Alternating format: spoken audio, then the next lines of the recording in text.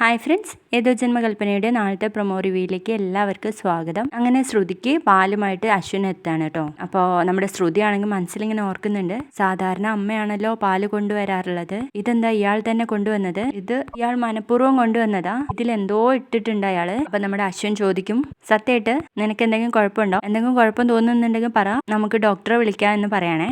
എനിക്കെന്ത് കുഴപ്പം? ഇനി ഡോക്ടറെ വിളിച്ച് അയാളെ സ്വാധീനിച്ച് എന്നെ വല്ല വിഷം കൊത്തിവെച്ച് കൊല്ലാനുള്ള പരിപാടി ആയിരിക്കും എന്നിങ്ങനെ മനസ്സിൽ പറഞ്ഞു നിൽക്കുമ്പോൾ ആ പാൽ അവിടെ വെച്ചിട്ട് അശ്വിൻ അങ്ങ് പോവാണ് കേട്ടോ. പിറ്റേന്ന് രാവിലെ ആവുമ്പോൾ നമ്മുടെ അശ്വിൻ റൂമിലേക്ക് വരുമ്പോൾ അവിടെ നിന്ന് ഒറ്റയ്ക്ക് സംസാരിച്ചുകൊണ്ടിരിക്കുന്ന ആ ശ്രുതിയാണ് കേട്ടോ കാണുന്നത്. ഞാൻ മരിക്കുന്നതിന് മുൻപേ എന്റെ സമ്പാദ്യം എല്ലാം എല്ലാവർക്കും വീതിച്ചു കൊടുക്കണം, അതിന് പറയാൻ മാത്രം എന്ത് സമ്പാദ്യം എനിക്കുള്ളത് എന്നൊക്കെ പറയുന്നത് നമ്മുടെ അശ്വിൻ കേൾക്കാണ് കേട്ടോ.